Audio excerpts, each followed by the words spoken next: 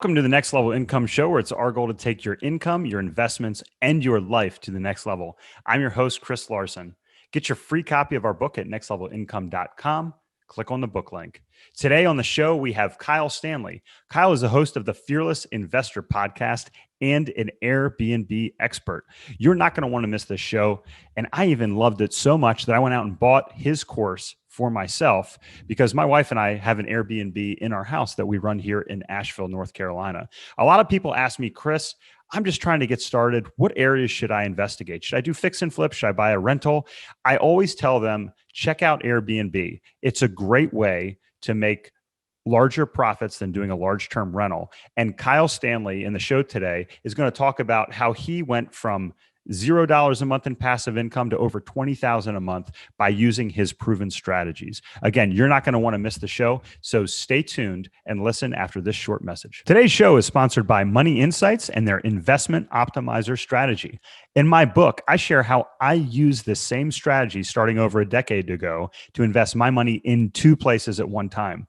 This strategy has been used by the wealthiest for generations for estate planning, minimizing taxes, preserving wealth, and increasing stability for their investments. Now you can do the same thing. In addition, you can build a plan to build an emergency fund, pay for college, fund a business, plan for retirement, and ultimately optimize your total financial picture. To find out more information, check us out at the banking link at nextlevelincome.com.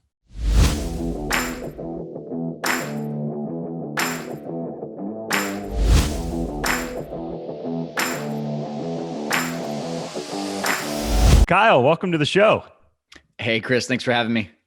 Absolutely. So we were talking beforehand, you're getting ready to travel to Austin. It's one of the things I love, how the business that you've created has allowed you to have just this amazing lifestyle. So for the audience that is starting to listen here, share a little bit more about your story. Yeah. I mean, long story short, I was an entrepreneur before I even knew I was an entrepreneur. In college, I was creating different types of projects that led me to my career of being a sports anchor. Got into being a sports anchor, realized very quickly after about probably just a few months of doing it that I didn't like taking orders from other people.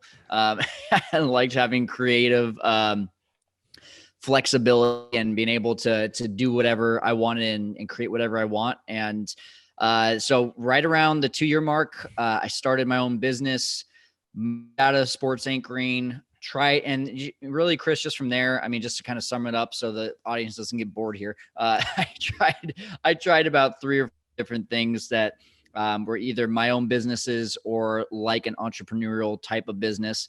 And it just really, it built me up to how to create the skills of where I'm at today with real estate investing and an Airbnb manager and operator. And so I can say that all those other ones, quote unquote, failed. And I just talked about this on my good friend's podcast, Travis Chappell, the Build Your Network podcast.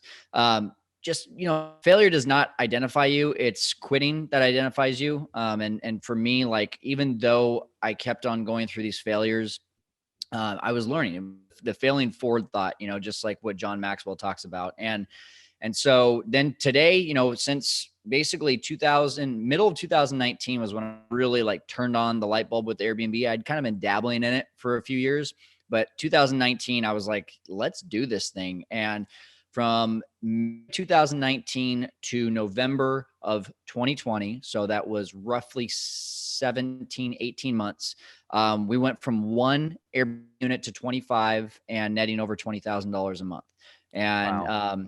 All through the methods that I teach, which is owner arbitrage and managing. And it's been completely life-changing. The big thing is that, we've created a lot of systems too that make it almost completely passive. I say almost because there's anything that you can really be successful at that's completely passive. So it's been a wild ride the last 1.5 years, man. No, I love it. And, I had a great time on your podcast, which I encourage listeners to check out. We'll have that in the show notes here. And, if you've read my book, and by the way, if you haven't got my book, I mentioned it in the intro here, but you can check it out at nextlevelincome.com. Just click on the book link. What I talk about in there is how we specialize in multifamily, but a lot of people come to me, Kyle, I coach some investors that are getting their start, and they say, well, how do I can't go buy a 100 unit or 200 unit apartment building today, Chris.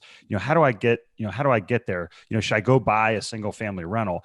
I'm not a huge fan of single family rentals. And what I tell them is that you should check out Airbnb. My wife and I just built a house here in Asheville, North Carolina, and we actually designed an Airbnb in the house. It's been phenomenal. It's been phenomenal. And I will tell you, if you're listening, I so enjoyed talking to Kyle that I went out and bought his course immediately after I was on his podcast. So we'll talk a little bit more about how you can get that later. But Kyle, tell the listeners why you decided to focus on Airbnb instead of doing fix and flips or some other area of real estate. Yeah, well, I mean, the funny thing is, in January 2019, when I said yes to real estate, I had been doing Airbnb as a house hacking method. Not as creative as you. I didn't create another unit in my home. I just really had been doing a room out of my house. And then I said, it's cheaper, by the way. It's cheaper than what you did than build a new house. I can tell you that. Yeah. But it's also the reward is not as high either. So, you have the trade-off, but, Chris, to like dive deeper into that part of the story, my dad had, hit really tough times with his health and went into hospice in September 2018. And that was right around the time that I was like, man, am I doing what I'm really supposed to be doing? I mean, that year was gonna be my highest salaried plus, the things I had going on. I'd made like $75,000 that year. I was 31 years old. And I was like, it's like, okay, that was a decent year, but I'm working my butt off. I don't feel like an entrepreneur. I feel like these jobs just own me.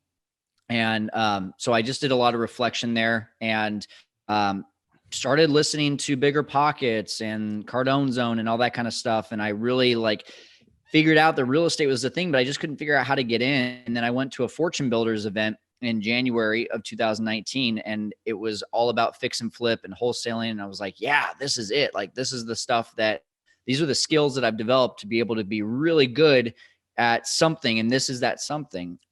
And so I said yes to real estate on January 6th. First deal as a fix and flip under contract in February, and first year flipped 4 and also did 1 wholesale.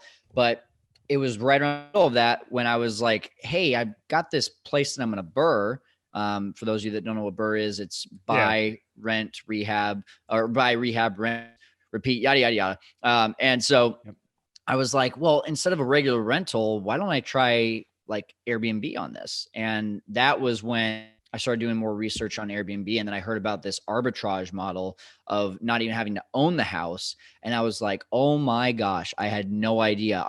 You had to own the home. And then I started thinking about it. I was like, yeah, when I first started an Airbnb, they didn't ask me for the deed of the house. They didn't ask me who's on title. All they said is, what's the address? And so it's just like, man, this light bulb went off. And I said, okay, my plan before was this, flip to houses, BRRRR a few houses, maybe get a few subject to with creative terms, and just keep building up this $200 to $300 per or passive income. But then I saw Airbnb and I said, wow, I can make over $1,000 per month per unit, and I can just accelerate this thing so much faster. And sure, it's going to take a little bit more work. Sure, it's going to be a little bit more turnover and everything, but I started looking at the pros and cons, and I was like, I would much rather, especially in California, I would much rather be an Airbnb host than a regular landlord. And I actually just did an entire podcast and video on that. If you check it out on my Fearless Investor podcast, I talk about the reasons and the differences between regular landlord versus Airbnb host, and how, yeah, it's a little bit more work, but the ways in which you're protected and the ways in which you are able to do this thing, it's way more exciting to me. So, that I'd say at the end of the day, man, it was really that. It was just acceleration and just not having to deal with all the land BS that you have to as a regular landlord for very little pay. No, I think it's a fantastic method. And for those of you listening that have heard of Ron LeGrand, if you haven't, he talked about these methods of buying subject to, renting it out.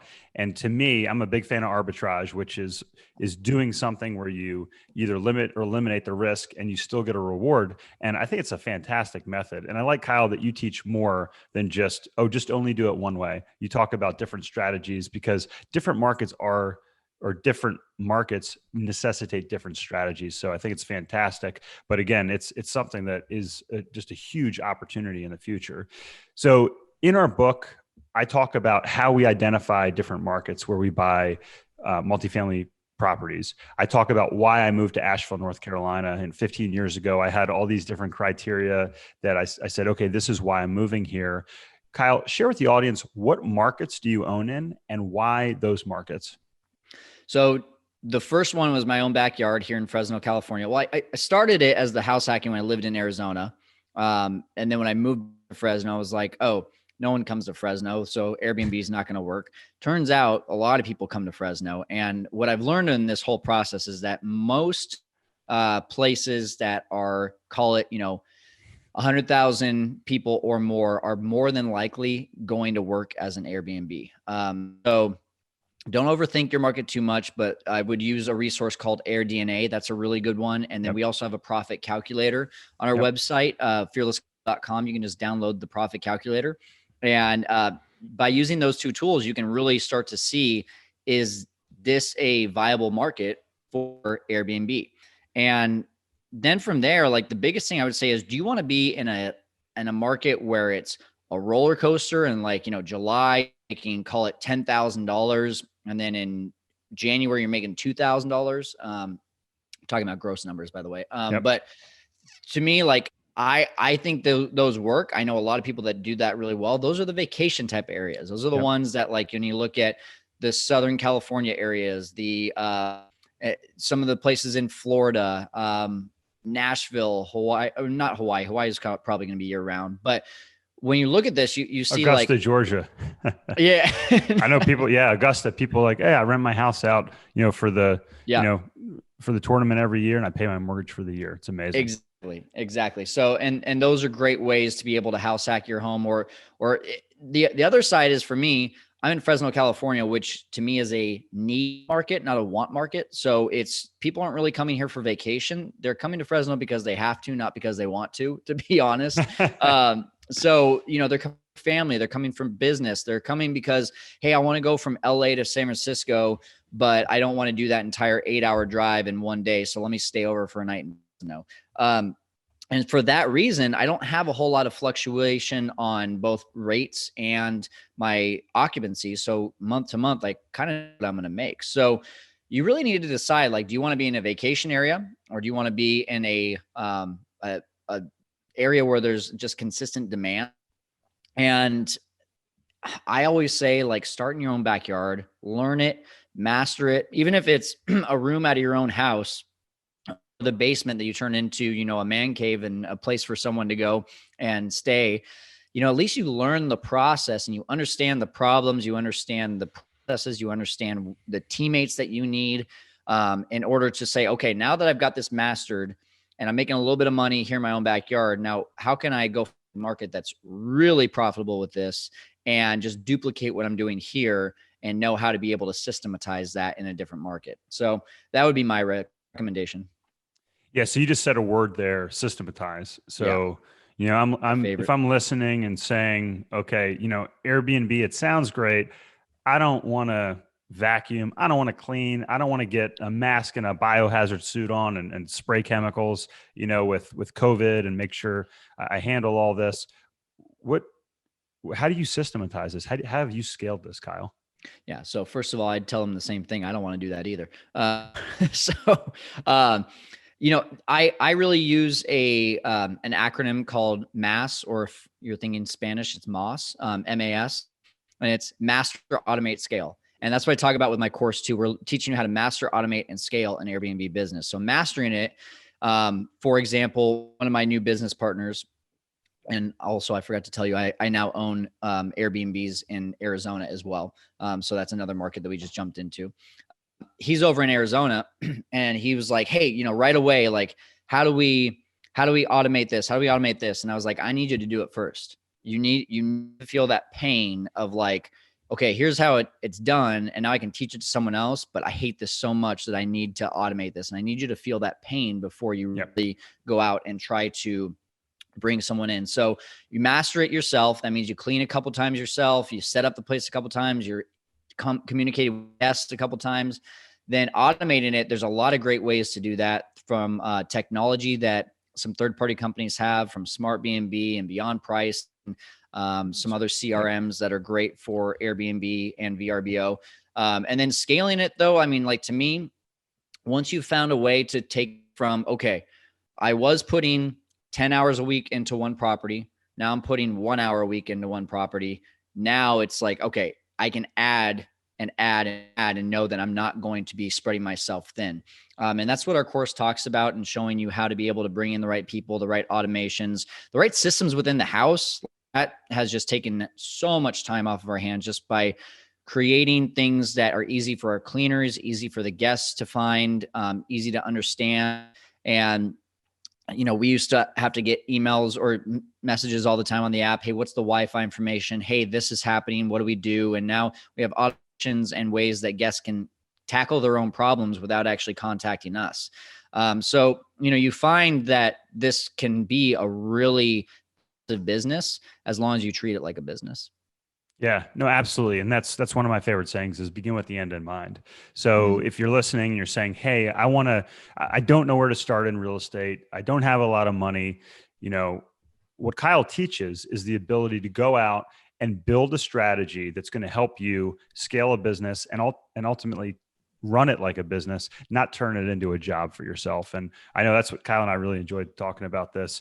And, that was one of the things, Kyle, you talk about, your father getting sick. And when my mother got sick and ultimately passed away from cancer, that was a turning point for me too. And it was that point, and being introspective and thinking, okay, am I really doing what I'm meant to be doing? Or is everything really clicking on all cylinders?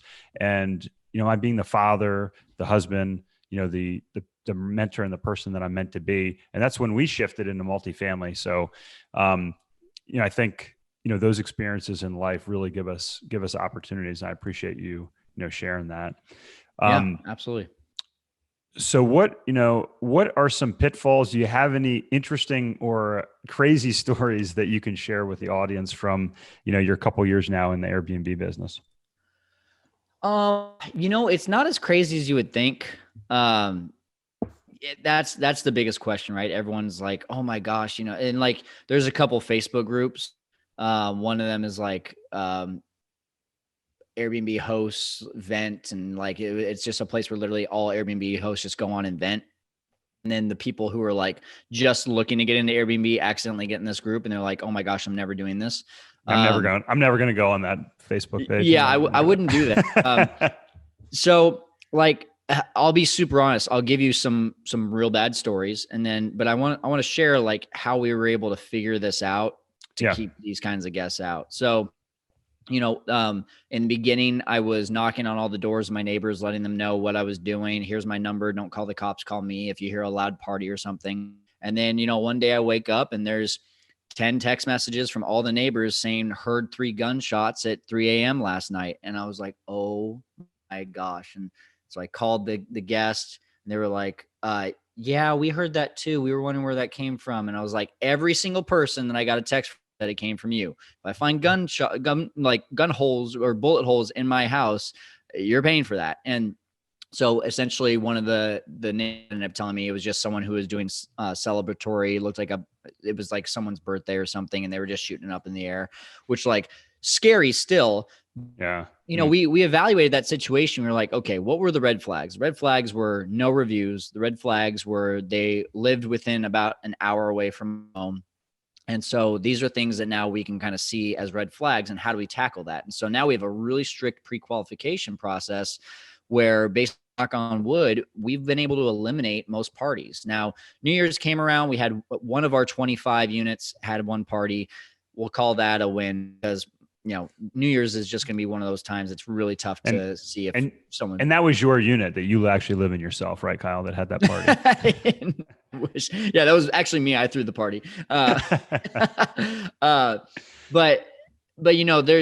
we've eliminated these issues by gathering information. And here's the thing too, like, I think most people look at that, and the people who are doing this as a hobby, they hear, oh my gosh, gunshots, I'm shutting this thing down as an Airbnb. They hear COVID, oh my gosh, I'm shutting this thing down as an Airbnb. They hear taxes in my city on this, down as an Airbnb and they go to long-term rentals. And that's to me, like, again, like where you get to that point and you say, is this one failure going to define my business, or is it going to make my business take this leap forward?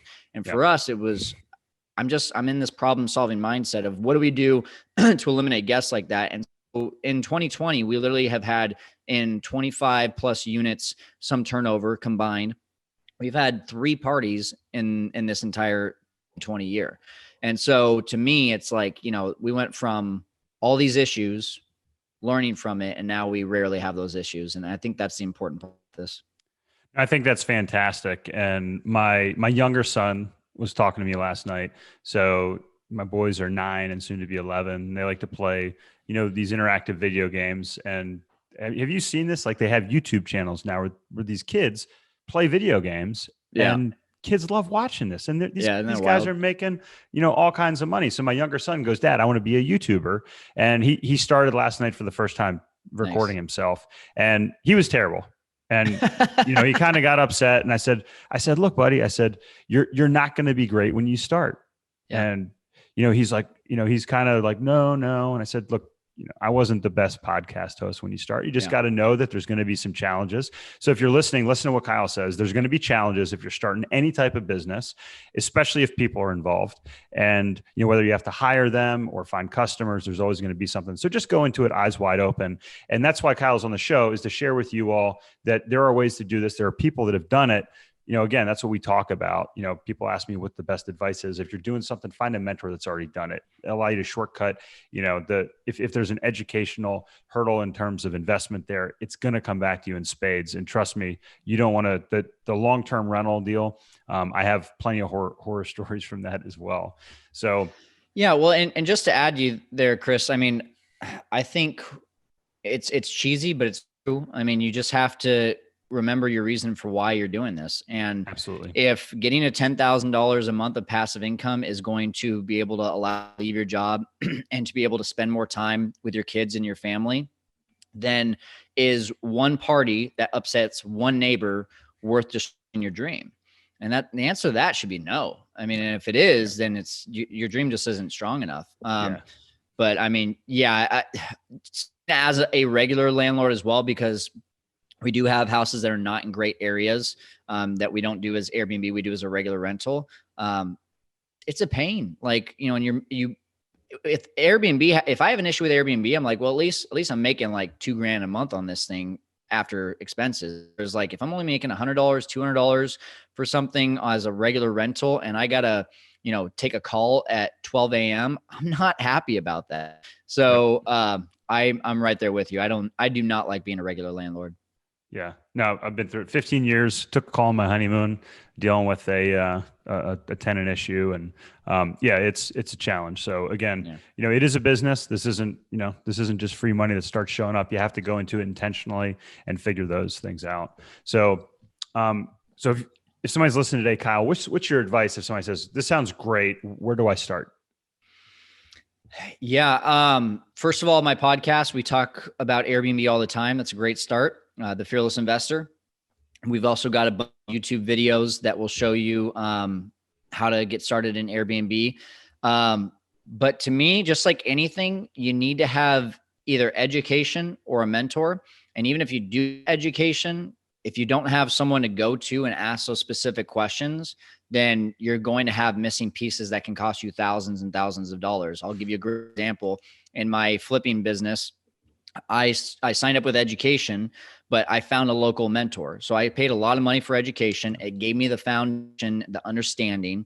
But then when I went and saw a house, I knew that a local mentor, someone who knows the zip codes, knows what to look for, knows the contractors, and can lead me to some great contacts as well, was going to be really valuable. And so to me, that's why I created my course. It's not just a course, it's group as well. So we do live Q&As on our Facebook group where people will ask specific questions and they get specific answers based on their situation. They can post questions at any time too, and I'm answering on a daily basis.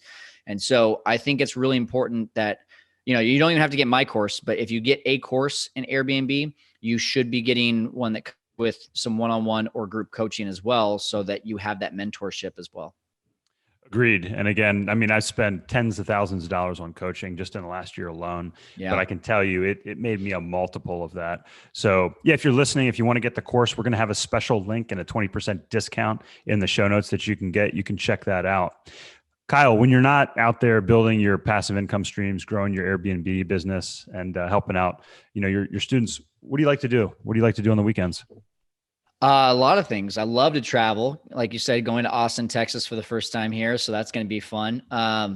Love golf, love being with friends, love being with family, going to church. I volunteer over at a local rescue for dogs and pit bulls.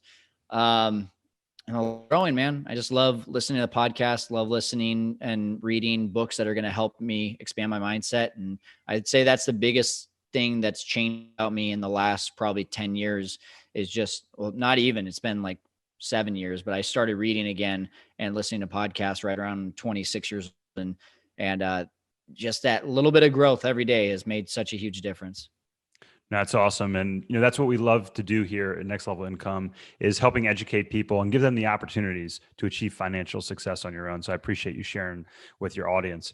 One more question here before we let you go today, Kyle. What advice, you just mentioned going back to your 26-year-old self where you started reading. What advice would you give your 25-year-old self if you could go back over a decade here now? Well, I don't know about 25. Yeah, actually 25 would say exactly what I just said now, which is get a mentor, because I was doing failing businesses thinking I didn't afford to hire a coach when in reality, hiring a coach would have cut off so many years of problems that I had.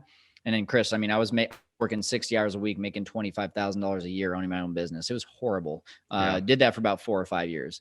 But then if you went back like even further, and this is something I'm passionate about that I want to start teaching to local entrepreneurs here in town once like COVID allows it. I would, if I was 16, 17, 18 years old, I would teach myself about what passive income is because no one teaches that in school. And you just think you got to exchange time for dollars. And when I heard that term passive income for the first time at the age of 26, I felt like I was robbed of an opportunity much.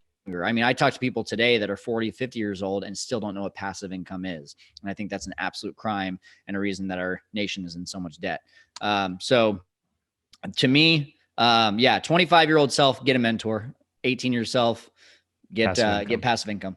Dude, it's huge. And that is exactly what I teach my clients. We have this accumulation theory, which says, hey, put some money in the stock market every year and it's going to grow at 8 or 10%, which isn't actually true. If you look at the statistics, most investors get 3 or 4%. And then, hey, let's hope you can take 4% out when you're ready to retire. Nothing bad happens in the market at that time and you outlive your money, which I think that's just, that's a terrible way. I have an MBA in portfolio management, and I think that's a terrible way to teach people. If you want true freedom, listen to Kyle, grow your passive income streams. That will allow you to focus on your true passion, make the biggest impact in your life, and have the freedom to do what you truly care about. And I love that you're living that every day, Kyle. I love everything you're doing for those that are working with you. And thank you so much for sharing that with the audience today.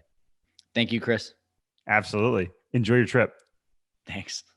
Hey, Chris here again. I hope you found this episode valuable. Now, I have one more gift for you. If you haven't gotten my book, Next Level Income, yet and would like me to send it to you in the mail for free, then go to nextlevelincome.com and click on the book tab. If you fill out the form on that page, I will send you a copy of my book and cover all the shipping costs as a thank you for being a podcast listener. Also, please like, share, and take 90 seconds to give us a rating on Apple Podcasts.